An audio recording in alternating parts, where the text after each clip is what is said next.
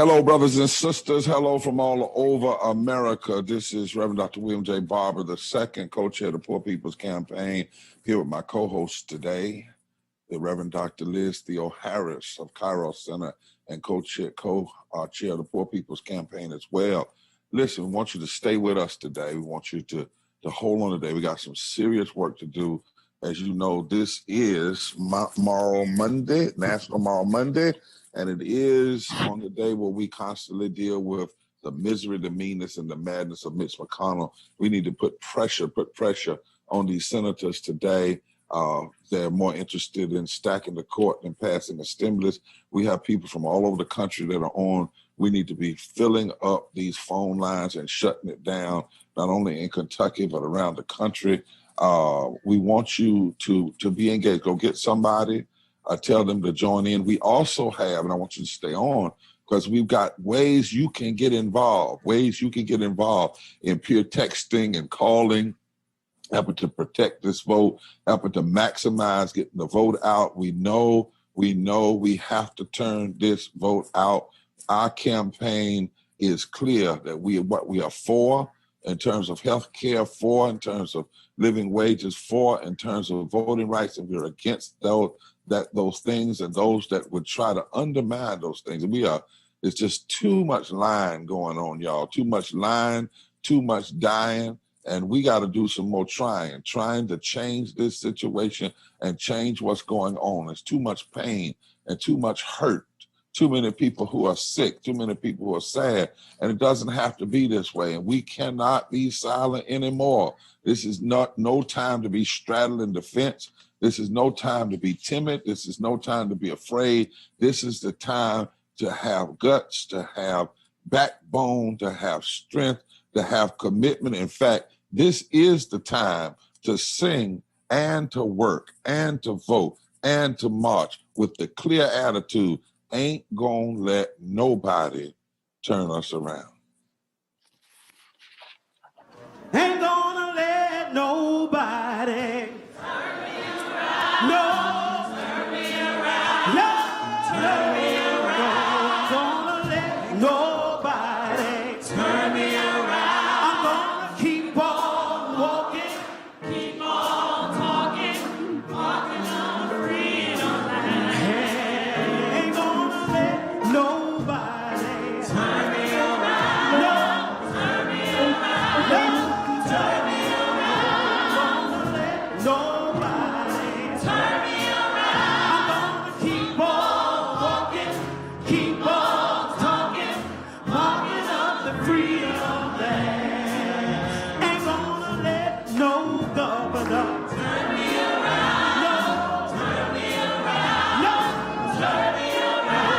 I'm gonna let no governor turn me around. I'm gonna keep on keep on talking, walking up the freedom land. Ain't gonna let no jailhouse turn me around. No, turn me around. No, turn me around. Gonna let no jailhouse turn me around. I'm gonna keep on walking, keep on talking, walking up the freedom land. Ain't gonna let nobody turn me around. No, turn me around. No, turn me around. Gonna let nobody turn me around. I'm gonna keep on walking, keep on talking, walking up to freedom land. I ain't gonna let no closed door turn me around. No, turn me around. No, turn me around.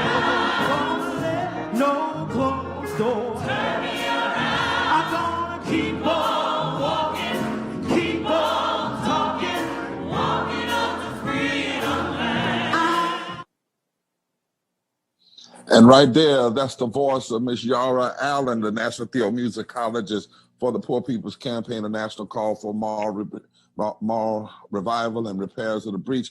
And right beside her in that screen was Bob Zellner, one of the great civil rights leaders of our time, a white guy whose people were formerly in the Klan and who came out of that movement, who was a part of transformation in the 60s. And Bob is still around. Bob was beaten and jailed numerous times, but he refused to let anybody turn him around. And so much we in the days in which we live. Before we get to my dear sister Liz, Laura, there are people out there that want to know, how can I get in this fight? I've been singing and I've been marching, but I need to know, how can I get people to the polls? How can I help move people to the polls? Laura, would you talk to us, Laura Ashton, about how people can get involved? Yes, Reverend Barbara, I can. Right now, you can go to poorpeoplescampaign.org/voting and click phone and text bank with the Poor People's Campaign. We are reaching out to poor and low income infrequent voters in 8 target states, 8 states where we know that their vote can have the biggest impact, to make sure that we are impacting this election and therefore impacting the political landscape in this country and making our demands more possible. Right now, go to poorpeoplescampaign.org/voting and get involved.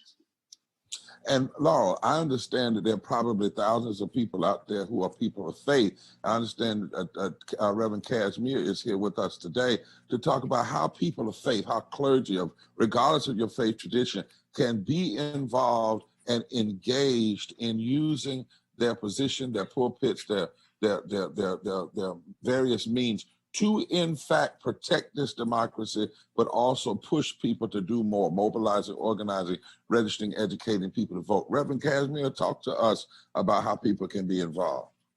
Thank you, Bishop. We're calling on people of all faiths to join our More Faithful Month. And we're asking during this More Faithful Month for each person to reach 10 people. It's called the Each Reach 10 Prophetic Pledge. So if you are calling people, if you're texting people, if you're sending postcards to people, and if you send them out to 10 people, you're part of the prophetic pledge. And we want you to sign up with our More Faithful Month. And not only that, we want to hear from you to lift up a prophetic message. Whether you are a faith leader of a congregation or folks that feel strongly about what's happening, we want to hear from you. Send us a recording about what does it mean to do more as a person of faith. So join us for the More Faithful Month. Yeah. And so you can get involved. You heard Laura Ashton. There are ways you can do peer-to-peer texting, calling. You can help us push this vote out. We're trying to call somewhere in the neighborhood of a couple of million people in 8 states to help move them to the polls. We're doing it in conjunction with others. Got over 200 partners that are also engaged in various ways, in addition to our more than 43 state coordinating committees around this country. Y'all, when you get in the streets, you not only must get in the streets, but you must be organized. You must be willing to not only say things with your mouth, but to have a plan of attack, a strategy and engagement. So we can do that. You hear Reverend Cass, people of faith. There are ways that you can be involved. All you got to do is go to the website. And LaMonique with our media team is on, and I know she wanted to say something to us as well. LaMonique? Absolutely. Thank you, Reverend Barber. We wanted to make sure that we know that the people who are listening here are people who vote. So when you go out to vote, make sure that you are telling your stories. We want to hear them. We want to know your voting stories. And please tag us. Our hashtag is Poor People's Campaign, or you can tag us on Instagram at Poor People's Campaign. And we want to hear your stories. We want to see you on IG stories. We want to see you on Facebook. Thank you so much, LaMonique. And that's right. The more people see, we put a face on the problem. Now we want to put a face on the power. How about that? You like that? We put a face on the problem. We want to put a face on the power. We want people of faith to engage. As Reverend Brown has said, we want all of you to be engaged. This campaign is about having, not only doing moral analysis, but having moral action and moral articulation and having a strategy to do. You have to deal with systemic evils with strategies for transformation. And I want to thank all 3 of you for what you're doing and leading.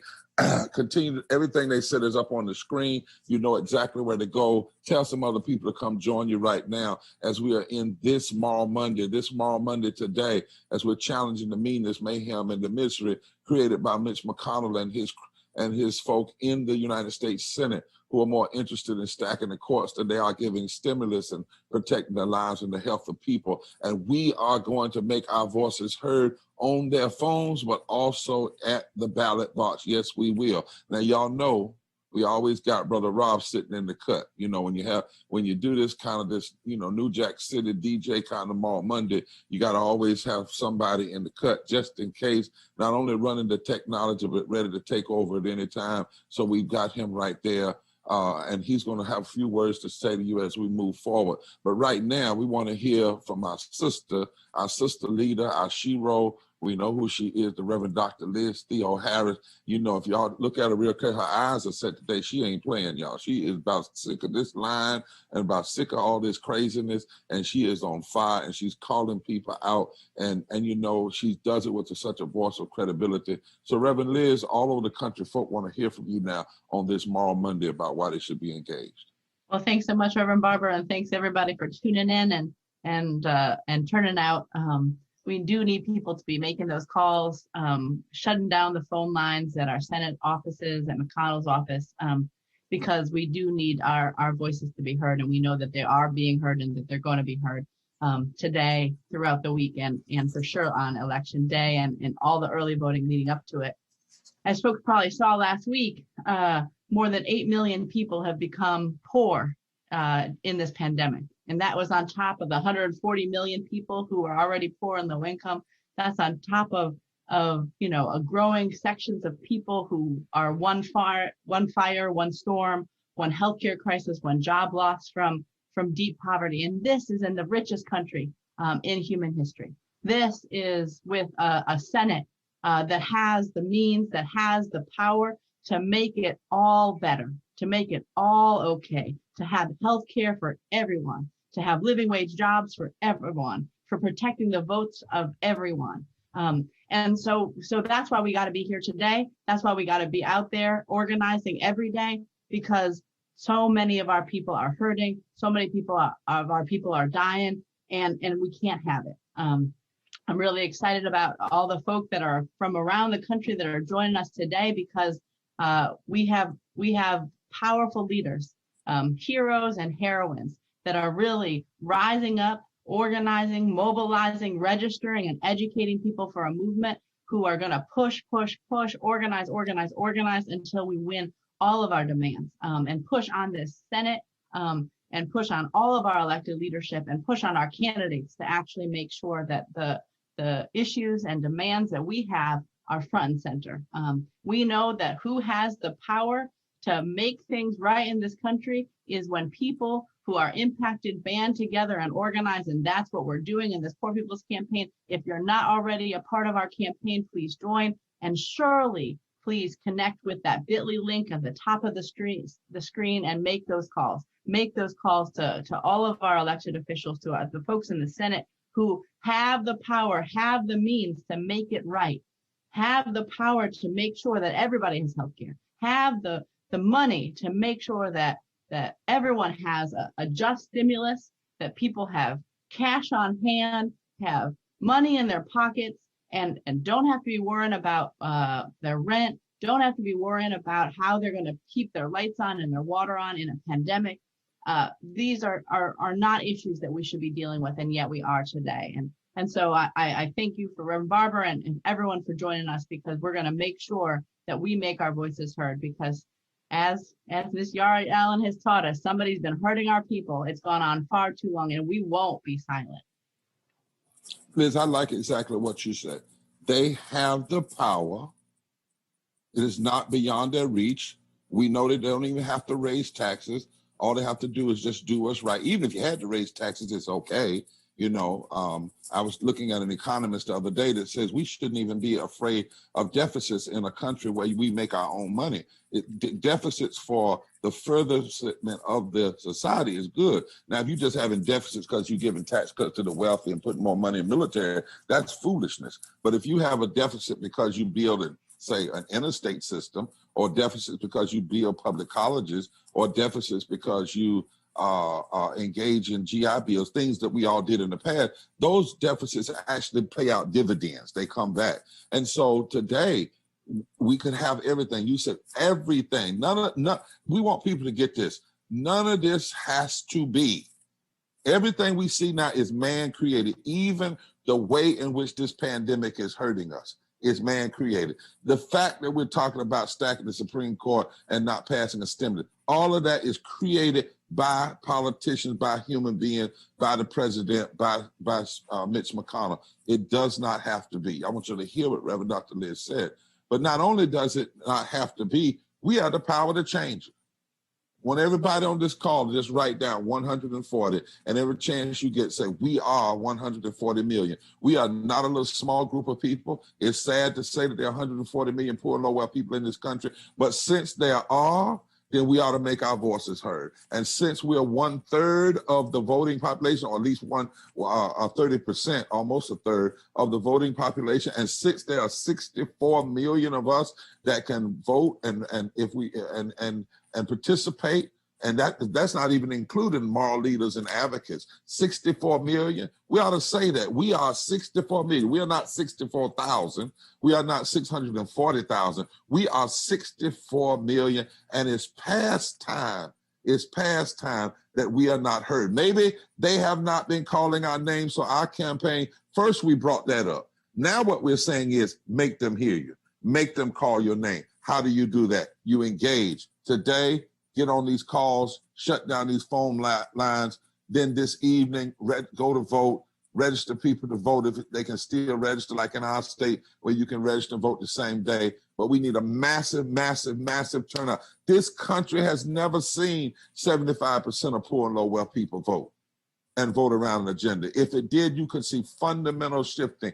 Now, I do want to do one thing before we go. I want to get Lamonique and Reverend Kaz and Rob and Laura, because I got a quiz for Rob, and I want to ask you, are you all on? Can y'all hear me? Before I go to those two sisters in Kentucky, I want to ask you something. And Liz, I want you to go ahead and pray, because we probably gonna make somebody curse in a minute, but that's all right. Sometimes you need to curse so you can get yourself together and understand what time it is. So Lamonique, yes, you heard sir. Reverend Liz say 8 million people.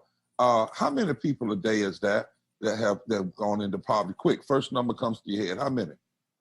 I've been working with 700 people a day dying. Okay, 700 people a day dying. That's before the 8 million. That was before COVID. That was before. Okay, right. Now, how many, Laura, how many people that fell into poverty since May?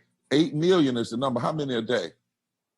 I don't know, Reverend Barber. That's not my strong suit, but I'm looking your forward strong to suit, learning. okay? Come on here, Reverend Casimir. Maybe you're an economist and a preacher. You got, and don't you go to your calculator. Don't try to. I see you cheating over there. You slick out there in California. I said in your head, not the calculator. What? Come on, talk to me. What do you think? Give me a number. 1,000. 1,000 a day. Okay. Rob, give me a number. 19,185 and 2/4. Okay, that's better than that 1,000 that Casimir threw out there. But anyway, 53,333.333. Damn, y'all. Damn.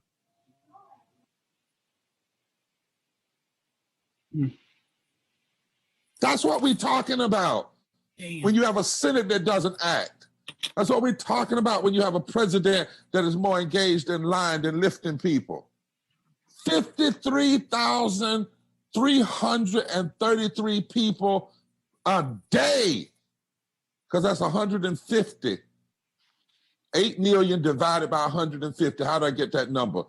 May, June, July, August, September, 30 days in a month. 5 times 30, 150.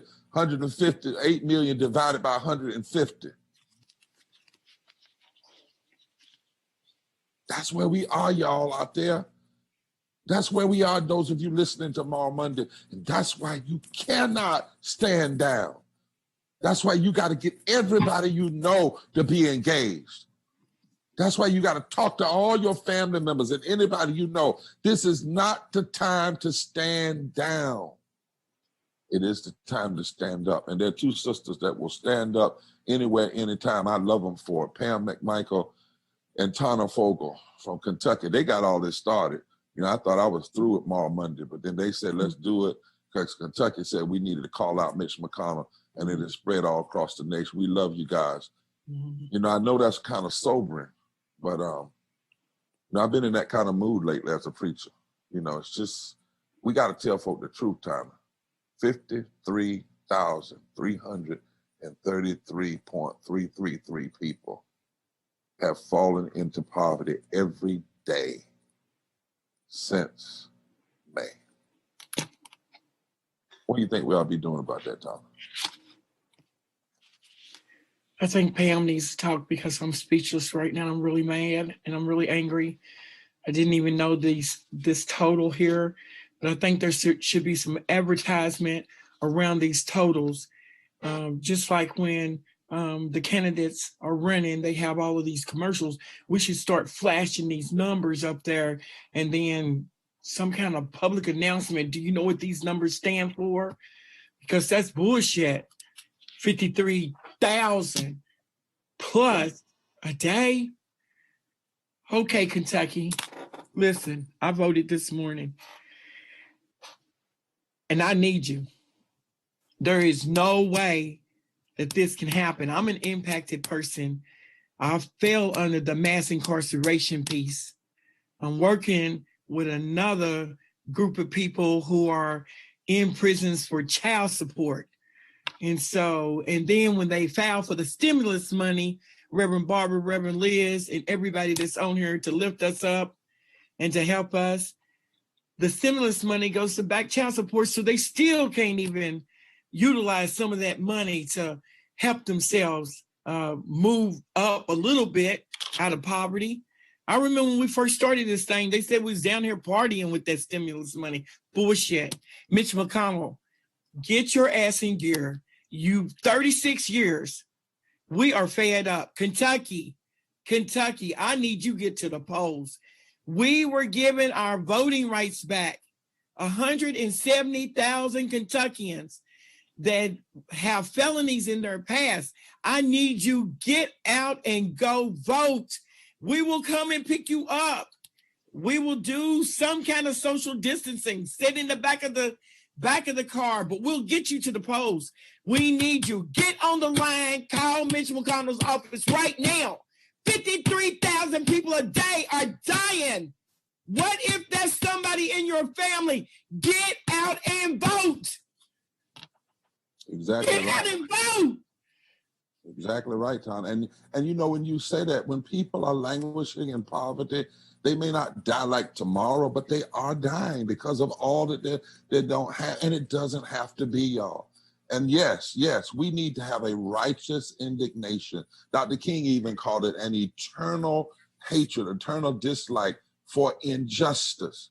And I'm where Jesus is. Now, Jesus damned the fig tree when the fig tree was putting on and acting like it was a tree and not producing any fruit. America, you acting like you're a nation that believes in justice for all, but what your politicians are doing, they are not producing fruit. And we need the fruit of our votes to move, and the fruit of our actions. And if it sends them home, let them go home. Let's put somebody else in so that we can move in a direction. But we cannot sit by while 53,333.33 people every day for the last 6 months have fallen into poverty.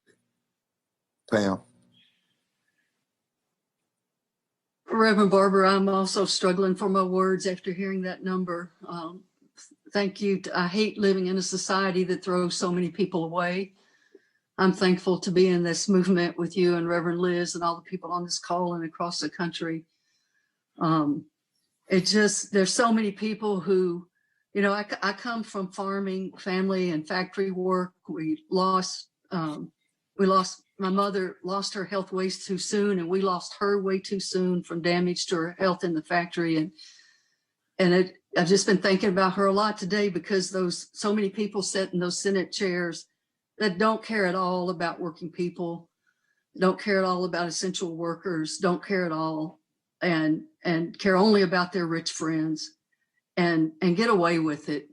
And I think about those 53,000 plus. I think about the people we have lost, we continue to lose, and just so how true that is. There's no way to go back to normal. just to build this together. You know, a system that makes it impossible to win and then blames you for not winning is really evil. Mm-hmm. And it's just pure evil. And we call your senator, call McConnell's office, call that number on your screen, call your own senators, call your friends to get them to call. Let's lift each other up, move forward together, not one step back. And just thankful to be part of this work with you.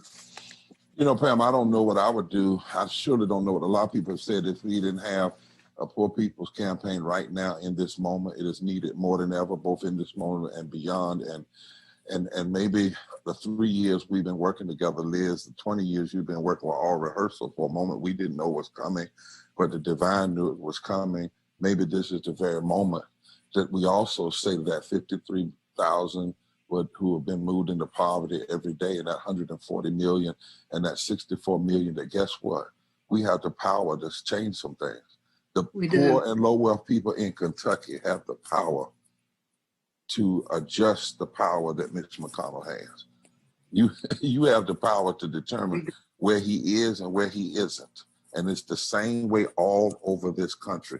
Poor and low wealth people now, I was telling somebody today, as harsh as this moment is, there is this scripture in the Bible that says the day comes when the stone that the builders rejected has become the chief cornerstone. And then the next verse says, and this is the Lord's doing. Yeah. That there come these moments that are dark moments, but you see light, because the rejected also then in their rejection actually become a power force. Right? A power force for a new way and a new world and a new nation. And so I pray that we have the kind of mourning that turns us to action. See, there is a mourning where you just say, there's nothing I can do. There's another mourning where, you know, as my grandmama used to say, boy, you done messed around and made me cry. Now, those of you on this call, you need to understand, I'm not suggesting the white sisters don't know that, but in my culture, when a black woman said, boy, you done messed around and made me cry, that does not mean that she's not gonna fight you. That means, it's on. And it really is time for being on time. So in church sometimes, you know what we say, I ain't gonna wait. If I gotta go through this, I ain't gonna waste it. I'm gonna get something. If I gotta go through this, I'm getting something coming through this. That's right. And that's where we are right now. And you know, we've got some people on the line because we're all over. I know Rob is pushing me. You know, we got folk today from North Carolina, from Kentucky, from Maine, from Mississippi. We've got some Hollywood actors on the line today. You know, we even got somebody that used to be on the West Wing, and I'm hoping that's a prophetic sign that the West Wing gonna change too. Glory, hallelujah. We got Bradley Whitford on the line. We got folk from Pennsylvania. We got folk from Texas. And so we're going to start letting some of these folk come on, and they've got two minutes or so to really kind of share with folk why you should be. Look on the screen. It tells you exactly what to do, how you can shut these phone lines down of these senators, especially McConnell. It also is the line up there, how you can hook up, how you can make sure you're engaged in helping people vote, making sure you're voting, so forth and so on. But we're going to start with Audrey Trout out of Maine. Audrey Trout. And Audrey, we want you to tell your story. And then right after you is going to be Joyce Johnson out of North Carolina. And then right after that, it's going to be Sarah Catherine Stout Whiteman from Mississippi. And each of y'all got 2 to 3 minutes, but we want you to say from your space why it is that people need to challenge the misery, the meanness, the madness of McConnell and his crew in the Senate, why we need to shut these phone downs, why they need to hear from us about trying to stack the court rather than pass a just stimulus, and why we, from your perspective, people need to be engaged and vote like their very lives depend upon it, because they do. So Audrey, Joyce, Sarah, there's a clock on the screen, I believe, and it kind of tells you when you get to 2.5 minutes. I don't want to interrupt you, but bring it. I mean, whatever you have to say in your own words, Come on, talk to the whole nation. Thousands and thousands of people, hundreds of thousands of people will eventually see this. So they need to hear from you. Thank you, Reverend Barber. A good Moral Monday to you all. I'm a singer-songwriter, but like most singer-songwriters, I haven't gone platinum yet, and so I need to have a real job with real money. And before COVID, I was bartending, and since COVID halted that work, I've gone on to unemployment for the first time in my life. Initially, I was receiving the standard unemployment and the extra $500 in the COVID-related unemployment. But since that came to a halt also, I get $186 a week, which in my head sounds like that should last a week, but it does not at all. It's about 2 trips to the grocery store, some gas in your tank, and maybe a phone payment. And I'm lucky. I have people such as my parents who are helping to support my daughter and I right now, and most people don't have that. It's stressful. Did you say it was your first time? I think people need to know that. There are a lot of people who are first time. Okay. First time on unemployment, yes. Okay, Mm-hmm. Okay, yeah. All right, okay, all right. Yeah. It's stressful, it's depressing, it hurts your pride, it hurts your ego, which is kind of the same thing. Does nothing for one's anxiety, I'll tell you that. And it limits life so much, even further than it was already from the pandemic, like it affects us all. And we're not getting another stimulus passed. And, you know, you would think that they were trying to pass, I don't know, the world's, you know, biggest kidney stone or something, you know, come on, give me a break. It's ridiculous. But they can push through a Supreme Court, you know, nomination. They've got time for that. It makes me sick, angry, and we should all be sick and angry. Those of us who know what's going on cannot be complacent or complicit. Those of us who do not know need to know. And those of us that don't want to know need a bucket of morality dumped on them and wake the hell up. And this is just one of the items on the laundry list of injustices, why the Poor People's Campaign is holding our elected officials accountable, and why we are on the campaign here in Maine. These people work for you and me. Okay, you and me. That's right. That's not right. The other way around. And this is why we all must do more. And Reverend Barber, since they fear us, let's make that feel real. Yeah. That's right. If somebody keeps messing with you and they keep suppressing your right, your vote, that shows that they at least have a basic fear of your power. So since they believe it, they make it real. Show it to them. That's really what we have to do. This is the time for getting up and pushing back. And if folk got time for Supreme Court justice and they don't have time for stimulus, maybe after they do what they're going to do, they need to have a whole lot of time. Do whatever they want to, but they don't need to be taking time in office messing with us when we're trying to move ahead and we're trying to live. We can give them some time to do, some time out, time away, time off. We can do a lot of time, but we don't need them in our time. Thank you so much. And for the members of the media, I want you to hear, look at the diversity that we're talking about. This sister said, this is my first time on unemployment. Look at who, while all this hearing over one lady, and yet all of these other women and men and children who are suffering, and they can't even move the stimulus. By the way, McConnell says he's not going to pass anything unless it protects the corporation that didn't protect their people. That's what the real holdup is. He says he wants liability, and he can't get that. He's not going to pass anything. Joyce, I know you're in North Carolina. Thank you, Aubrey. Thank you so much. I know you're in North Carolina. Talk to us today and talk to folk all over the nation. And then Sarah, you can follow right after her. Good afternoon, everybody. And thank you so much, Reverend Barber and Dr. Liz, for having this call once again. As many of you know, the Moral Mondays were birthed out of North Carolina, but really they were birthed out of what all of us have been doing over the years, striving toward our freedom, toward the justice, toward the abundant life that God has promised us and is helping us deliver even through this COVID time.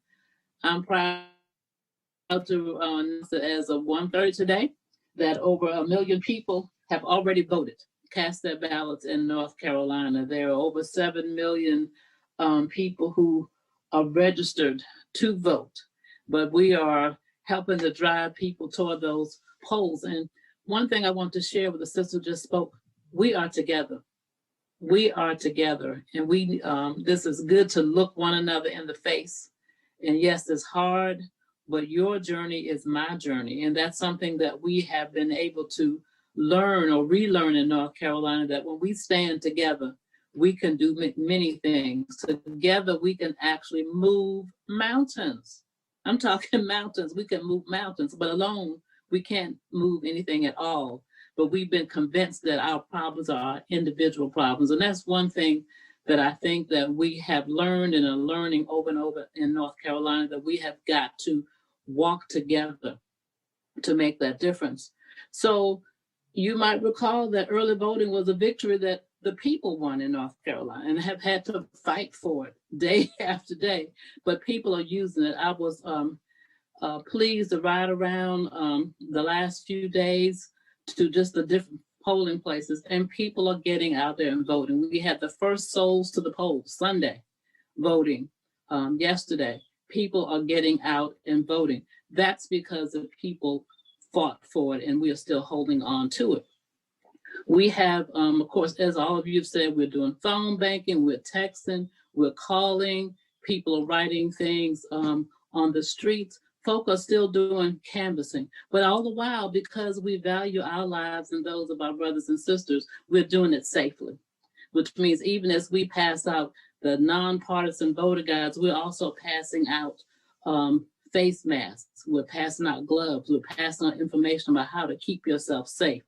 When we're having these activities, we're sharing food, not to tell you to bribe you to vote, but knowing that you need food, you need things because you cannot get them during this period.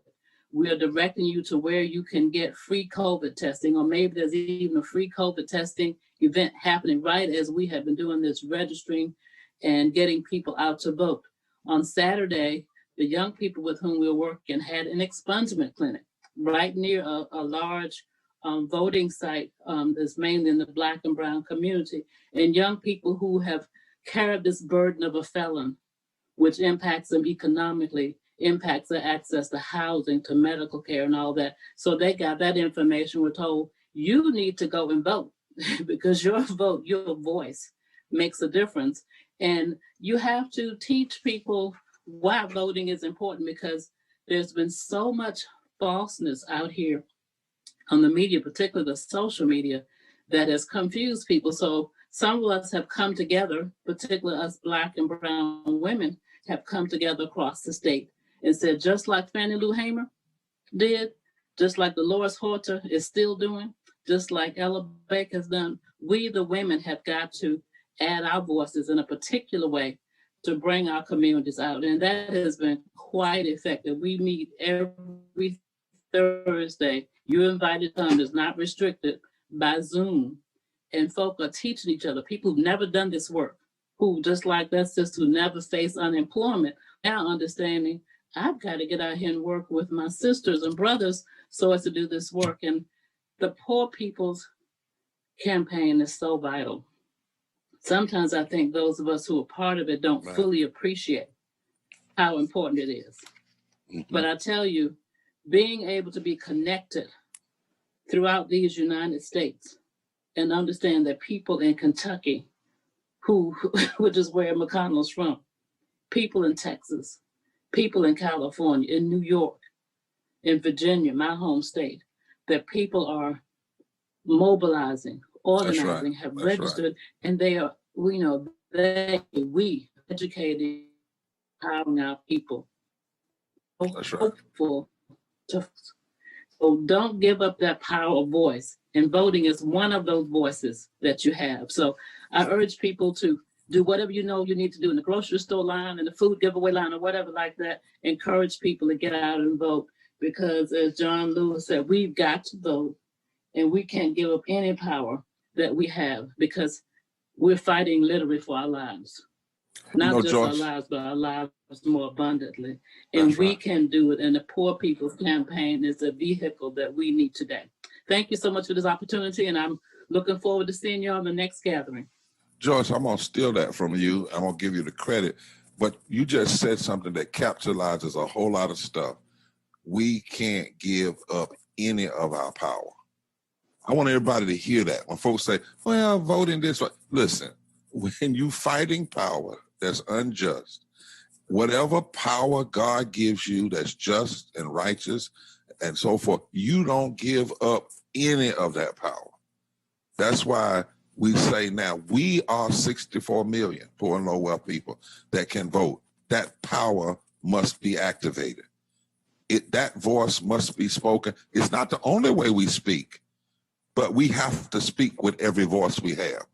And Joyce, that for you to say that today on this call is very important for folk to hear that. And I want to thank you for lifting that up today. God bless you from Greensboro. Sarah, Catherine, Stout, Whitman, I got it all in, Sarah. Sorry. No, Okay. I love it. I love it.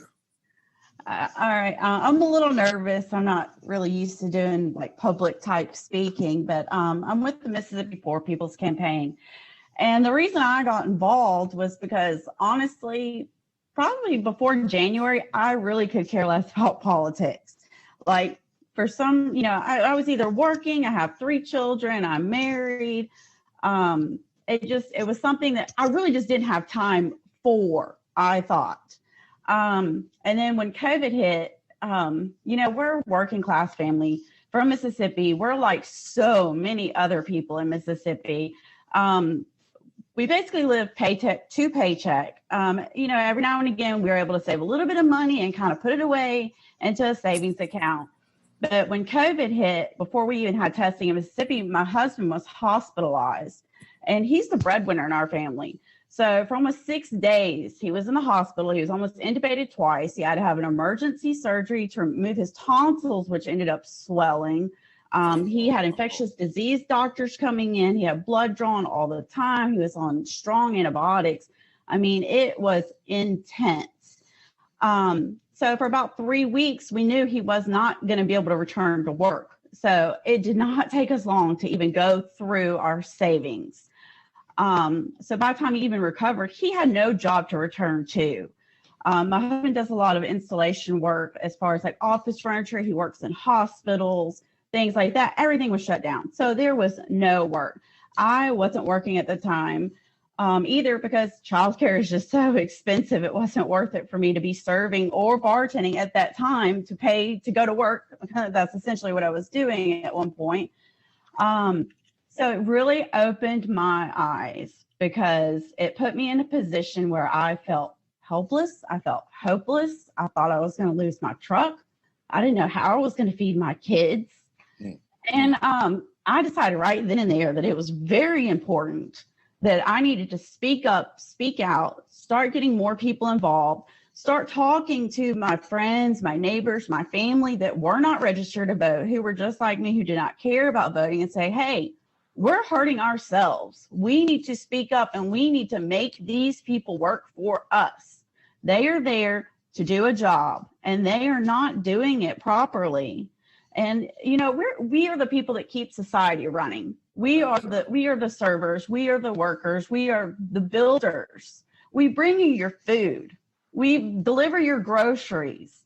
I mean, without us, things would collapse. Like I recently saw something I thought was really interesting that said, we didn't really have a shutdown. Just some people were able to stay at home while other people brought them the things that they needed. Exactly. That really hit me because, it made me feel for a lot. I got my head out of the sand is what I did, I guess. Let's say that. Let's make sure we get that because that we didn't really have a shutdown. Some folk got the privilege of staying home and letting other people bring them and do for them and care for them. Right. And you know what's interesting about that, Sarah? Prior to COVID, they called them service workers. Once COVID hit, people changed the name to call them essential. Okay, we're going to make you feel good with a name, but we're not going to do right by you and give you the things you need exactly. As you need. Take about another 20 seconds. I've got about 6 more people, but your voice is so important. Don't you come from the state where the senator said something about this Supreme Court justice? She was going up there with her packed and loaded or some kind of craziness. Oh yeah, that's Cindy Hyde-Smith. Yeah, she sure did. But I also, another thing that I wanted to highlight was, besides, the essential workers that are struggling to get to work, period, because they have to have gas in their vehicles. They have to pay people to watch their children if they have a job to go to.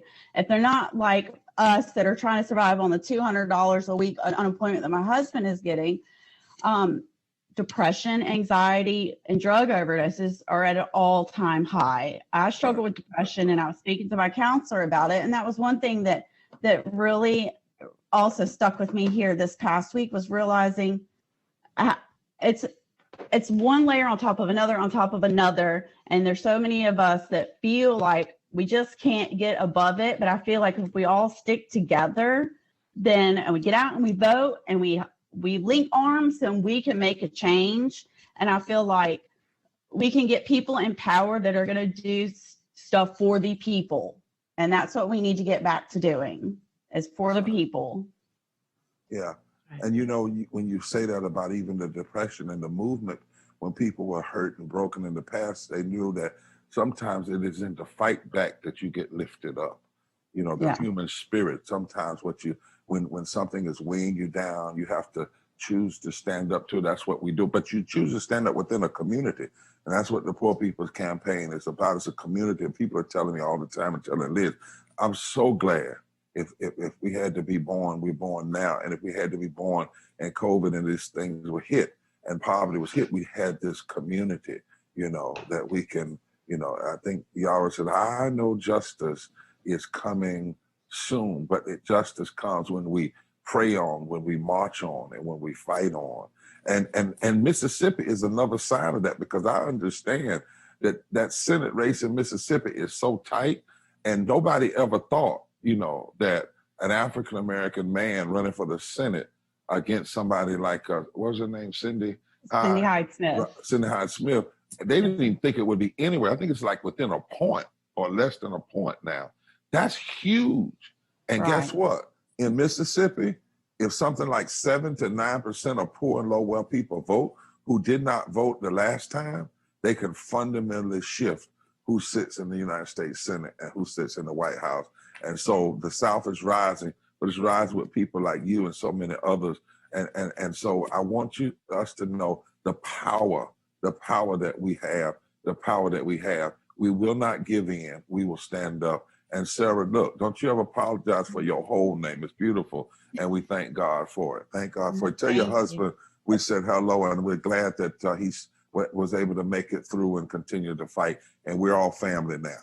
I want to take thank you. I want to take a little flip. I know Rob is looking at me, and Leonard Riley and Shelby Fredenbacher are going to come right back at you. But I want to get for 2 minutes in, because we do have a time. We may go a little bit over 4:30.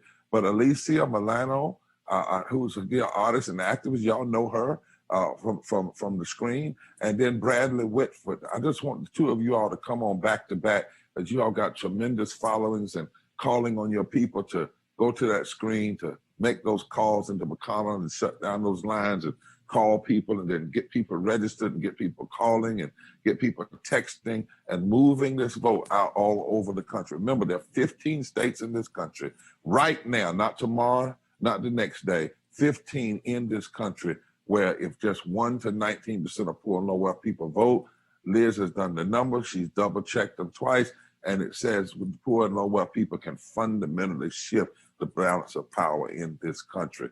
Alyssa, how you doing? Thank you for your tweets and direct mail. Talk to us a little bit. Of course. Thank you so much for this incredible opportunity and for all of the work that you do and everyone on this call does every week to ensure that we are taking care of each other.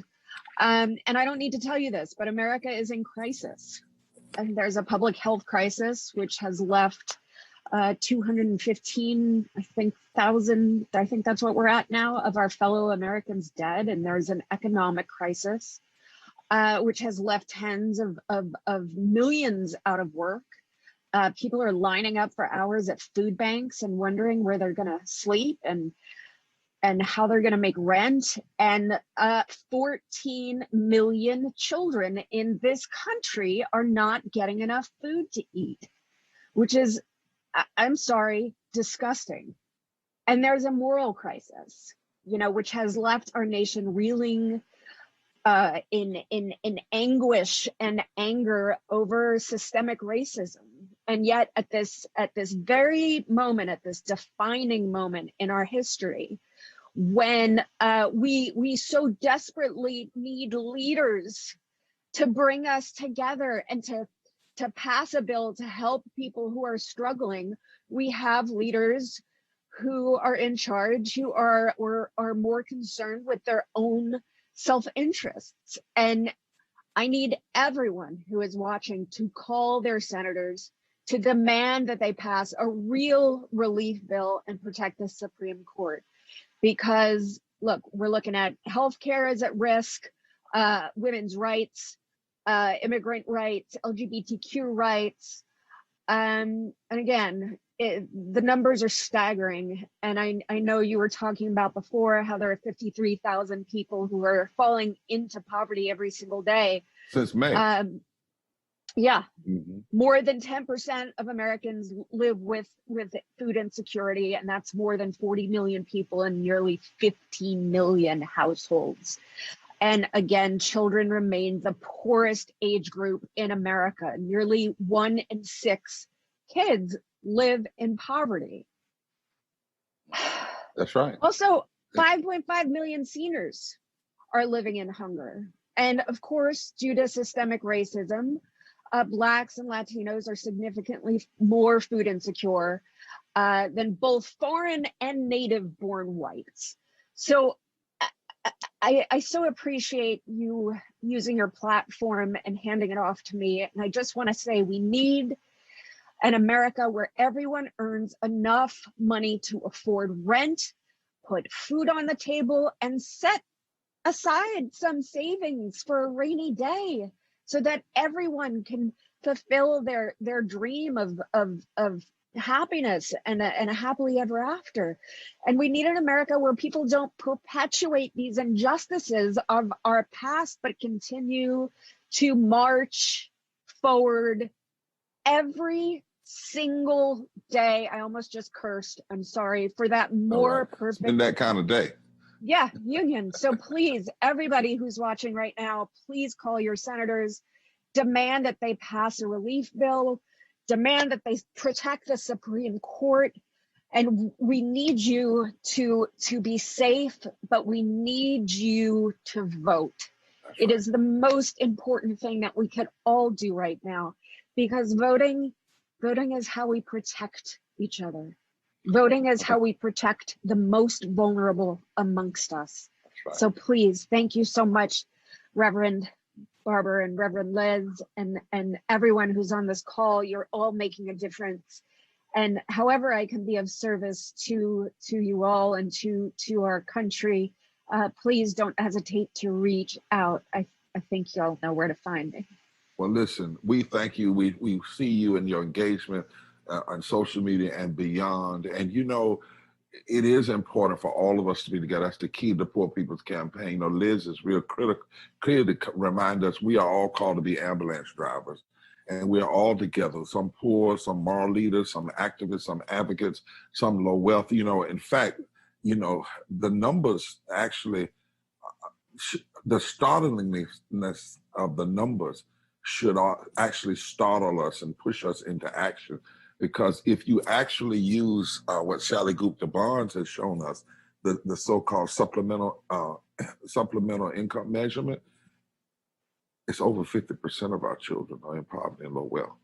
Over 50%. And the thing is we have to remember, I think it's so important that we remember that although the numbers are staggering, right, each one of those people have their own stories. Every one of them. That's right. Every single one of them. That's right. And their lives impact their circles, and those circles impact their communities, and our communities impact everyone. So we have to remember that, because we can get overwhelmed with the numbers, but each one of those people has their own story to tell. Well, one of the things we did, Alyssa, we found out that in this movement, we had to stop people from being underwhelmed because they needed to be saying, and then the other thing, but then you turn the numbers, because as I said earlier, but that means that we're 1/3 of the voting population. That it shouldn't be, but since it is, it means 1/3 of us should be voting about an agenda to lift everybody, because we know personally what it's like. You know, those numbers should challenge us. Those numbers should say there are more of us than there are of the extremists. Those numbers should say that we cannot survive as a nation when nearly 50% of people are poor and low wealth, but that those numbers also represent power. And so that's why we're so glad to have you on. You know, another thing I would like to say, and I'm trying to say this real carefully because I don't want to offend anybody, but I think if people know me, they'll know, you know, yes, the women's piece and Roe v. Wade is that, you know, the cases that could come before the Supreme Court. But let me tell you what we got to fight that, and the LGBTQ things, I've been right there. But let me tell you what we know about this current person they're stacking on the Supreme Court rather than passing the stimulus. And I want to go to my brother Whitman. We know that she ruled against overtime pay. We don't have to guess on that. We know that she said if you call somebody a nigger in the workplace, it's not a hostile environment. We know that she's been wrong on voting rights. We know that. We know that 95% of her rulings have been for corporations, treating corporations like people and people like things. So just if, you know, we wonder what she may do, but we already know what she has That's done. right. And we already know she would not give an answer on Brown, on voting rights, on she's been anti-labor rights. And so for that person to be, and an originalist, here's the last thing I want to say, because we do have to run. You know, she says, I'm an originalist. But the question is, you're an originalist to which Constitution? The 1787 Constitution that didn't have the 13th, 14th, the 15th Amendment, and the 19th Amendment with, or the post-1868 Amendment? These are serious questions before us, and the people who are making these decisions come from the least populous states, but they also come from the states where if poor and low wealth people organize and vote, they have the numbers to change who sits in these seats. So that's why I'm glad you came on. I just want to say one thing, which is, and then I know you want to get to Bradley Whitford, who's one of my favorite people. And I got three more people that we got to get on. But here's the thing that we have to remember. We cannot continue to be reactionary when it comes to the Supreme Court. We have to vote based on the fact that this has been the GOP's agenda for the last 25 years, is to take over the courts so that they can, you know, continue their putting forth their hurtful policies so that they can get judgments in their favor. This has always been part of their plan. So we can't continue to be reactionary. And, you know, every time we have to start laying the groundwork now. We have to start connecting elections with the Supreme Court, and make people see that these two things are interchangeable, and you cannot separate them. So again, I appreciate your time. Let's have that conversation. And when we have it, we're going to talk about how there's no way you can do that without having poor people at the center of it, because it's the only way to expand the electorate. And let's talk about really how they've been after this ever since 1876 to control the courts, and how it traces back to race and class and labor rights and women's rights. And what we got to do is get all these folk who are fighting for all these rights individually to come together and fight them together, and understand that 90% of what's happening is happening in states, from states where if poor and low wealth people are organized, this is where I criticize Democrats, are organized and had been organized for the last few years, these states don't have to send the people they're sending into the Senate to then vote like they're voting. We're going to have that conversation. We're going to come back at you, but thank you so much so much. We love you, and we're in I this love battle you. for the God long bless. haul. God bless you all. God bless you all. Thank you for this opportunity. Bradley, we believe that you might be a prophetic sign. You know, we're C3. I can't really tell people who to vote for and carrying on, but they tell me you used to hang out on the West Wing, and they tell me in the movies that sometimes you have a scene change. And America, America, we hoping for a scene change. I like the beard too, man. But talk to folk all over the country. And Liz, come on and say hello to Bradley Whitford on the West Wing. You know, Liz Steele Harris is a powerful sister. Where is she? Can I see her? I'm right here. I'm right here. Hey, there she is. And we're glad to have you, Bradley. And so, Bradley, I'm going to step off. I've got to move something. But Liz is going to take us the rest of the way. Oh, great. To the end of the program. But look, we're glad that you're on. When we get back in the street, you know, because we had planned to have this massive poor people. I want to see you in DC, yeah. Okay, we're going to hold you to that now. Okay. When we're in the street, we want you with us, okay? All right. Talk to us today all over the nation. Okay.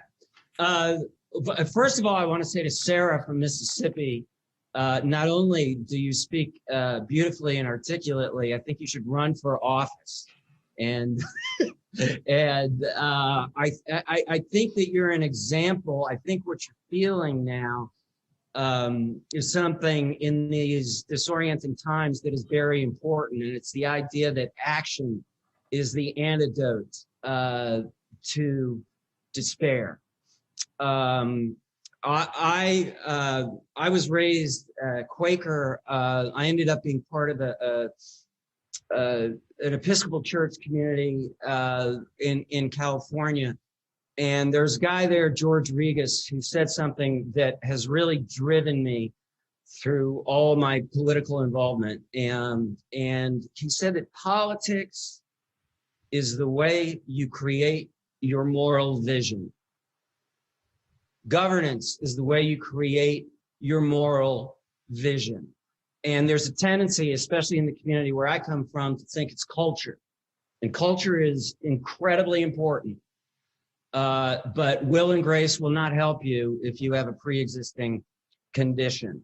And the right understands, as Alyssa was just saying, the right understands this. And because they're defending basically a business agenda, I mean, it really is disorienting, the sort of Orwellian basis for all Republican economic policy seems to be that the rich are victims at a time when income disparity is accelerating.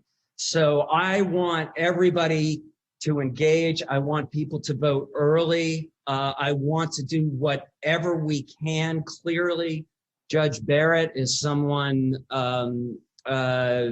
who, as the Reverend said, is going to make the distance between the rich and the poor and the horrible disparities in this country worse. We need to do whatever we can to stop that. We need to get people to vote. We need them to vote early. I am from Wisconsin. I have watched with horror as over the last decades, the Koch brothers have pumped money in there basically to suppress the vote. And in the last election, Trump won by, I believe, 22,000. I think 30,000 voted for Jill Stein, 100,000 voted for the Libertarian guy, and at least 100,000 people who wanted to vote in Wisconsin were disenfranchised because of Republican chicanery. The majority of those people were the African-American community in Milwaukee, quite frankly. And it was very upsetting to me in the wake and the shock of the election that the entire discussion was how have we alienated the white working middle class, when actually we lost the election not because of that, but because of a decades-long active strategy by the Republicans to suppress the vote. we need everybody to get out and vote. I'm doing calls. I'm trying to donate as much as I can. I think it's a very disorienting time in this country for all of us who care about justice and equal opportunity in this country. I'm sort of joking when I say it feels like an Al-Anon situation, like daddy's crazy. And we're forced into a relationship with the person who is our president. And, you know, mommy, Lindsey Graham, is going, come on, kids, get in the van. And we're like, no, he's actually killing us. I don't mean to make light of it, but it's really disorienting. I am very hopeful. I feel people are engaged. I feel like this horrible virus, the way it has feasted on the most vulnerable among us, is laying bare the obscenity of the lack of access to healthcare and the wealth inequality in this country. So I'm angry, I'm inspired, and I'm really hopeful. And I just want everybody out there to vote, get your friends to vote. Young people, you need to understand your future is an act of your own creation. And this is how you go. Thank you. No, thank you so much. We really appreciate and the word obscenity, the obscenity of the lack of healthcare, the obscenity of paying essential workers expendable wages, and for sure calling out these, you know, states that have racist voter suppression laws that have been enacted that have really disenfranchised millions of people across this country. But we know, as we said at the beginning of this broadcast, at the beginning of this Moral Monday, that if they weren't so afraid of poor and low income people across racial, across geographic lines voting together, then they wouldn't be trying to steal our vote. And so I want to remind folks, and thank you so much for being here, Bradley Whitford. I want to remind folks that we have about 5 more people, powerful leaders from all across the country, who are here because we need a just relief package, because we need to turn out and organize, because we need folks to do more. And remember, we need to be flooding those phone lines, McConnell's phone line, and the senators across the country with our calls, and we need to show up. And so I'm going to have Leonard Riley out of South Carolina, who's been organizing for just years, powerful longshoremen, talk to us a little bit about what's going on in South Carolina, why people must organize, why we're rising up and voting, and what it looks like to be building this movement. Good evening, all. I'm glad to be with you all. I'm so inspired by the messages that I've been hearing. I want to use most of the time to just point to some things that are very obvious because they're going on all across the country. In Charleston, in South Carolina, Charleston, by the way, is one of the most sought after cities, beautiful and all that. Let's talk about the irony there and the irony in South Carolina. We are creating new homeless people every day. We are creating new poor people every day, people that had a job, saw themselves as middle class, and now because of this pandemic and the politics, they find themselves applying for food stamps. The eviction rate is off the chain. That's right. I find myself, along with some of my co-activists, fighting every day to keep people in their apartments. Mortgages are overdue. Foreclosures are raging. We got homeless people that don't have health care. We got people with homes that don't have health care. We need health care for all. And we have to be mindful of these things when we go to the polls. But before we get to the polls, we got to save their lives. We need a stimulus package like 3 months ago, a new one, like 3 months ago. We got our largest employers in South Carolina and Charleston, like MUSC and Boeing that laid off people, furloughed people for a while. Now they've sent them additional notes. You are not coming back. We've got to address all of this. I'm fortunate. I'm a longshoreman. If we stop, the world trade stops. And we're willing to lend our voice and our platform to the struggle. We are going to put pressure on our senator. We've circled his office last week. We've been to his office this week, and we're going to keep going. No matter what the outcome of the election is, I would prefer it be different, but we're going to keep placing demands on them. And we have got to organize people in voting. We have to participate. Make sure they return the ballots that sent to their home. Make sure they fill it out appropriately so they don't have a reason to reject the ballot. You know, there's so much we could do. Guess what? We outnumber them. There are way more poor people in the world than rich people. There are people that's suffering. Their suffering has been exaggerated by this pandemic. We have the power. We just have to use it now. The voting power, the moral power to change things. That's right. We have to commit ourselves to doing that. We are committed in South Carolina. If you ride by your senator's office, and you should, drop him a line. Blow his phone up. Insist on the things that we know that needs to change. There's disparity in medical treatment. That's right. Poor people don't have health care, and there's a double jeopardy there, because if you're the wrong hue, you're not going to be high on the priority list for who receives treatment. Just telling it like it is. This should not be, not in the richest country in the history of the world, what I heard. They're just not rich in moral thinking.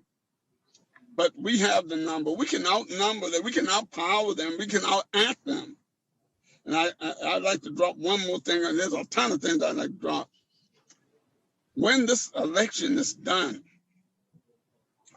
I personally think the most important election starts locally. So we have to participate in those.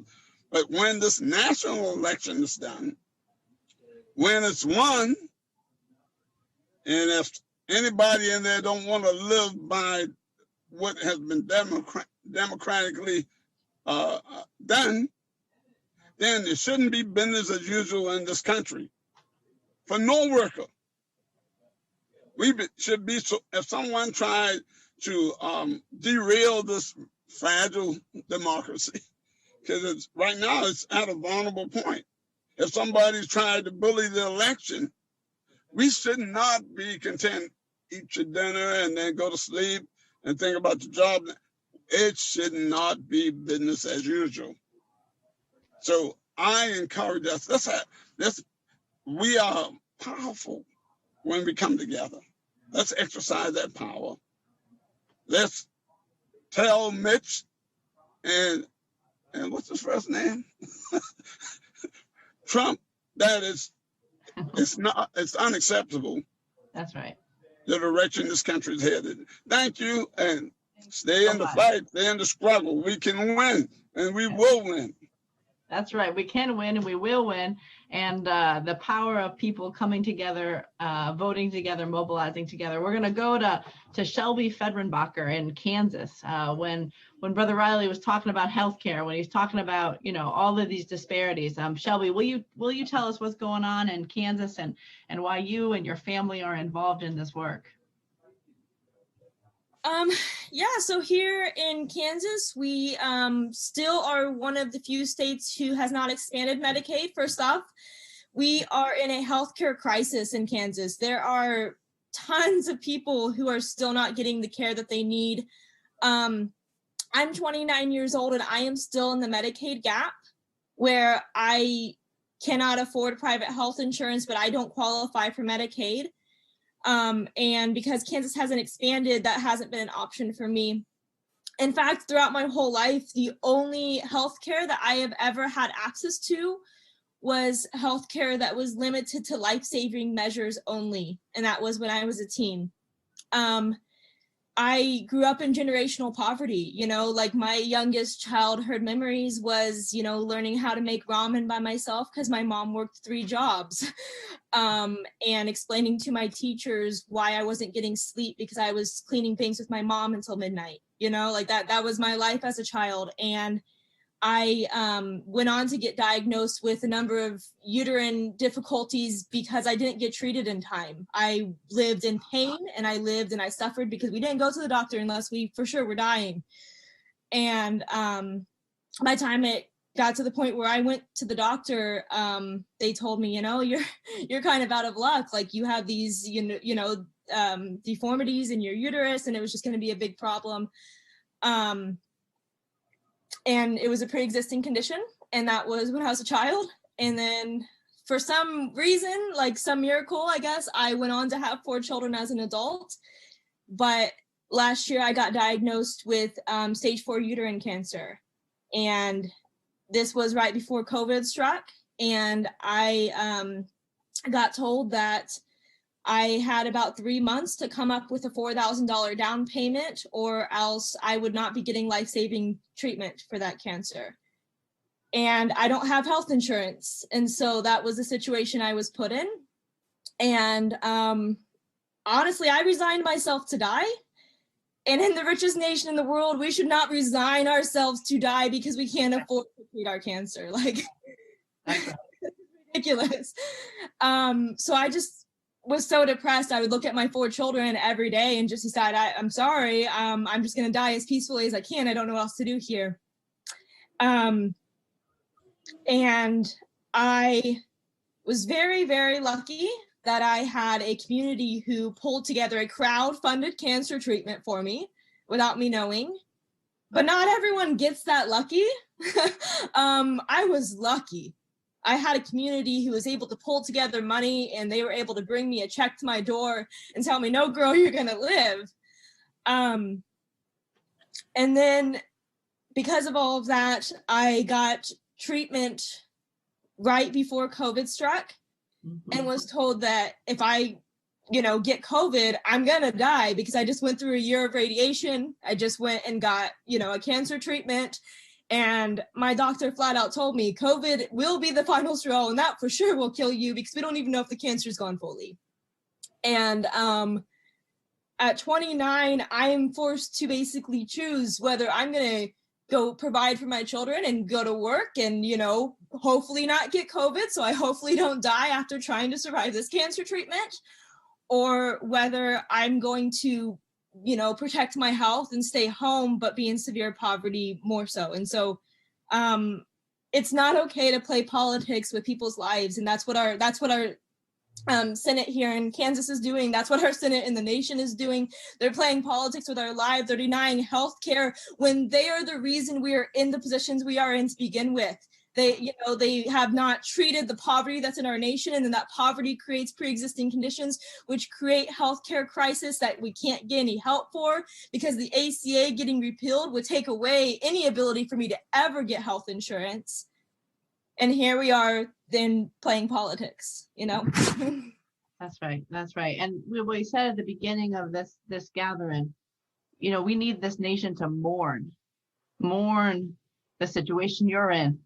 Mourn the situation millions that people are in, and then take that mourning and organize, which is just what you've been doing for some time now, Shelby, both organizing the doctors and organizing your community, and then organizing with this Poor People's Campaign. And it's so powerful.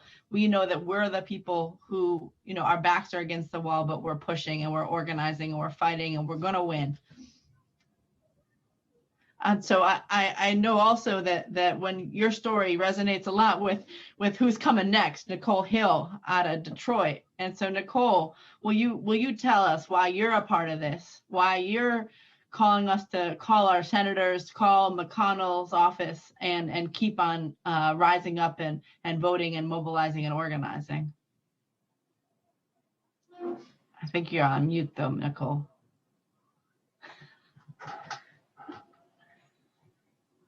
I still can't hear you. I don't know what's up. I can see you though. Nope.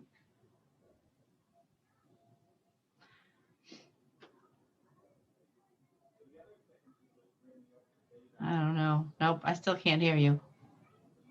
We go to Shelley or to Danita and come back. Great.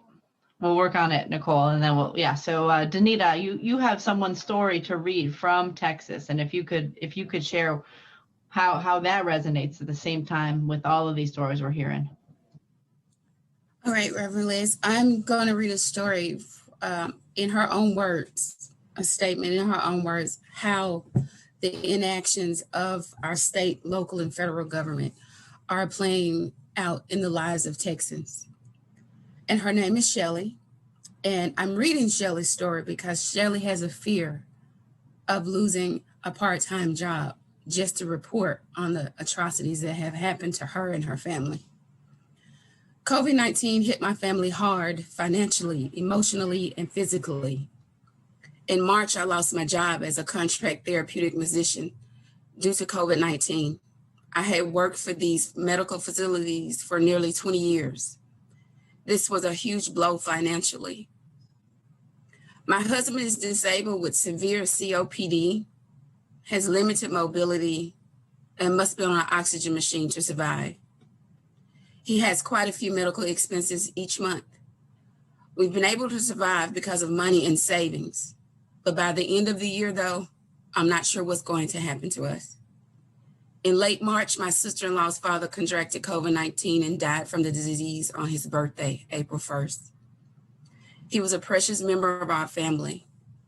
Because of COVID-19, we were not able to have a proper funeral.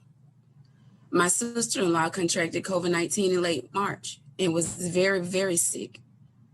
She did survive, thank God, but is still suffering symptoms from the disease, such as hair loss, fatigue, lesions on her arm, and lack of taste and smell. In April, I lost a dear coworker to COVID-19, a therapist at the hospital where I had worked. My nephew contracted COVID-19 in late September and has thankfully recovered. The emotional toll has been great. I've had a terrible time focusing. I am struggling with depression, and I've had moments of panic.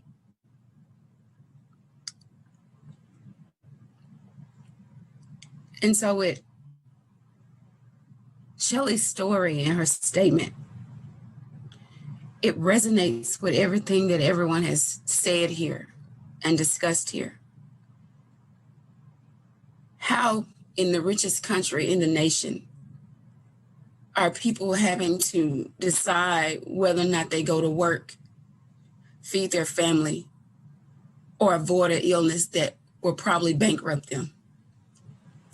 This is not a country that's designed for the poor. This is a country that's designed for the wealthy to not only to continue to grow their wealth, but to remain dominant over the poor and low income. This is not a country that we need to, that is prosperous for us all. And it's important that we call, that all my fellow Texans and that all my fellow Poor People Campaign members and that everyone across this nation reach out to your senators. Let it be known that you will no longer sit and be quiet, but you're standing for the right to live.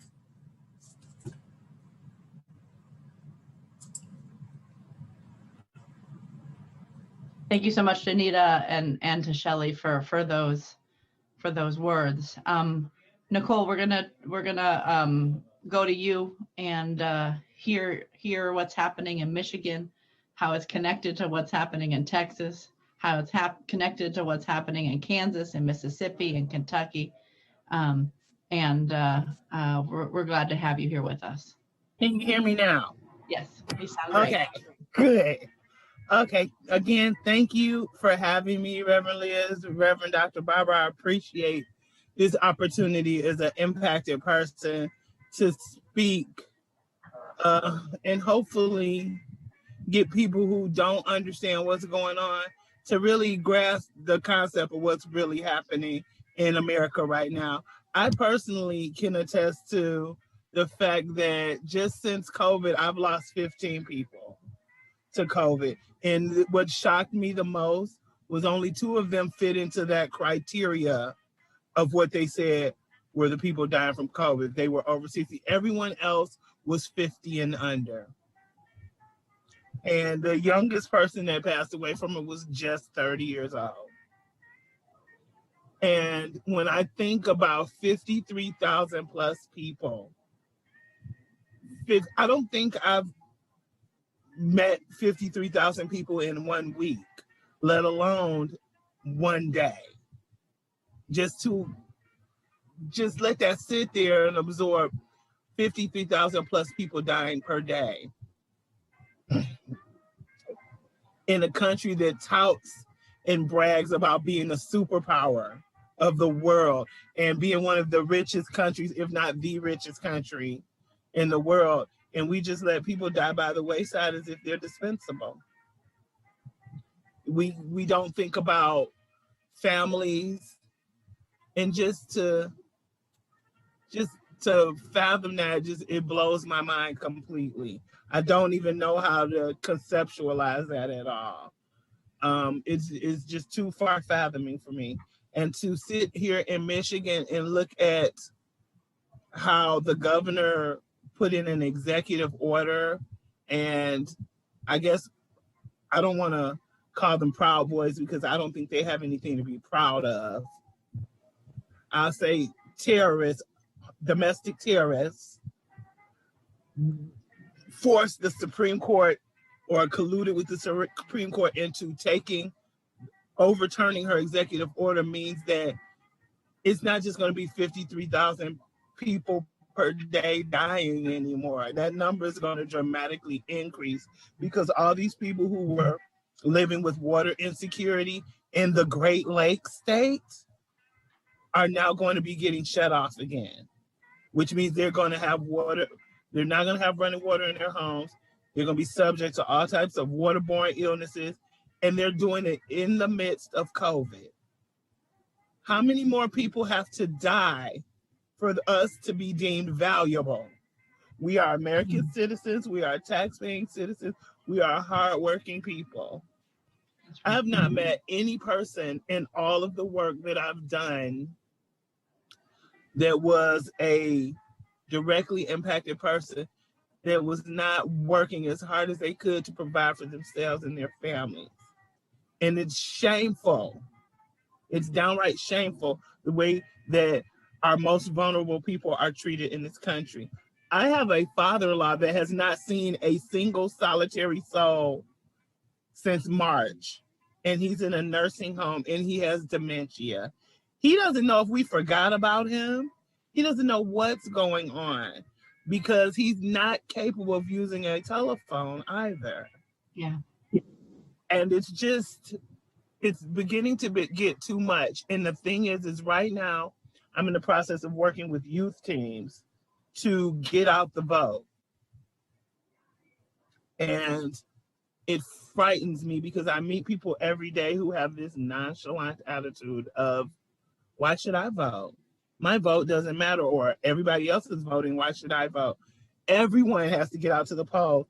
You know how they used to have this slogan with a car company, and it said, we will give anybody $1,000 for their trade-in if you have to push, pull, or drag it in. We need to take that same mentality when we head to the polls. If I have to push you there, if I have to pull you there, if I have to drag you there, if I have to put you in the back of a radio flyer wagon and get you there, we need to get people out to the polls. And we need to stress the importance of asserting our right as Americans to vote. That is the only way we're going to make any policy change, is to vote. But not only that, but we also have to learn to stand up, because I feel like this, and someone said it earlier, like when you can't take it anymore, you stand up and you fight. I'm like that bear that's trying to hibernate and 53,000 plus people a day. There's a poke. Shutting off water to vulnerable people. There's a poke. Contaminating water that people drink. There's a poke.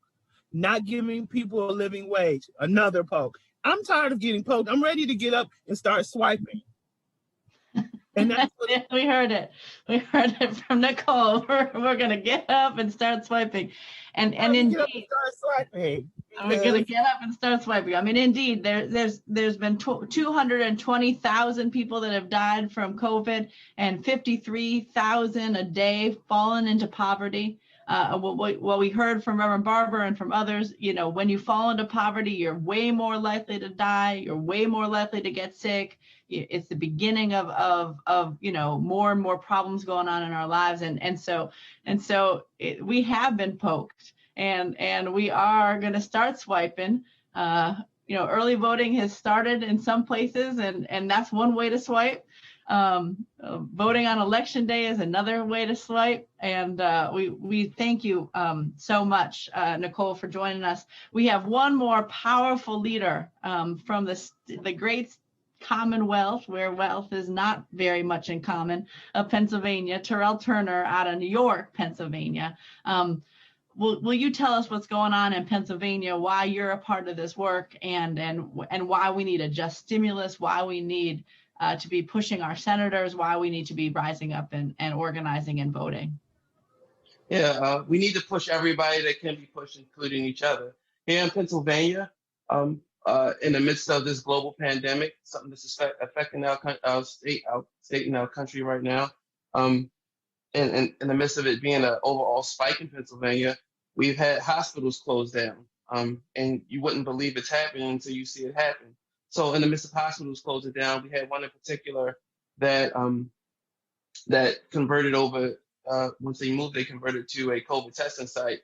But all it takes is a few real estate investors to come in and say they want the property and play their games with the politicians and do eminent domain in order to take it over. And in the midst of a pandemic, that's just what you don't do. We have our priorities screwed up as a nation, as a state, as a Commonwealth, as a people. And one of the issues that, you know, I see and it's overwhelming is that even before COVID, you know, we had a situation where over half the country couldn't afford a $500 emergency. We had 30 million people who had inadequate healthcare or didn't have healthcare at all. So with those things just being further exacerbated by a global pandemic, where do you think that leaves us? It leaves us in a very dire situation. I have a mom that lives in, that's moved to another state. And because she's in another state, now she's out of network and she can't see the healthcare provider she needs to see. But what is in network, out of network when you need help? Healthcare should be free at the point of delivery. You need healthcare, you get it. And, you know, we all take care of each other that way. But, you know, I do want to talk to, I'm 33 years old. I'm a millennial, and to all those who are of my age group and under, trust me, I completely understand where you're coming from. I do know that every institution that was sold to us as a way of meritocracy and the way it's perceived in this country has crumbled under our feet and has been by design. We were sold bad goods. And while voting is important, what's more important is what you do and what you do before and what you do after you vote. Politicians are not going to do what we need them to do. They have to be pushed. And we also have to understand that the Voting Rights Act and the Civil Rights Act were both approved under a racist president. LBJ did not want to do that. He did it because the immense pressure from the populace moved him into that position. It wasn't something he wanted to do, it's something we forced him to do. And that's what we have to do again. So, and for people who still may feel like they can sit it out, I would say this: there are plenty of down ballot races. There are things that are affecting what's happening around the corner and in your neighborhood that you can have a direct impact on. So you get involved, you get it done, and you become the change you want to see. Thank you so much. That is a powerful, powerful message for us to be closing on, that we indeed can be the change that we want to see. And in fact, this is what gives me hope, what gives me energy, is the stories and the solutions that are coming out of everybody here in this Poor People's Campaign, all of the folks that shared powerful stories and powerful witness to why we need to stand up and fight. And so I want us to know that we're going to move forward together, not one step back, that we know that people have been hurting our people for far too long, and we're not going to be silent. We're rising up, we're mobilizing, we're organizing, we're registering, we're educating. There is still time to join the MORE campaign. You can go to vote.poorpeoplescampaign.org to find out more about doing texting banking, phone banking, all kinds of turning out people. There are folks that are working on socially distanced, rise to the polls, all kinds of powerful work that's happening as we get to this really important election.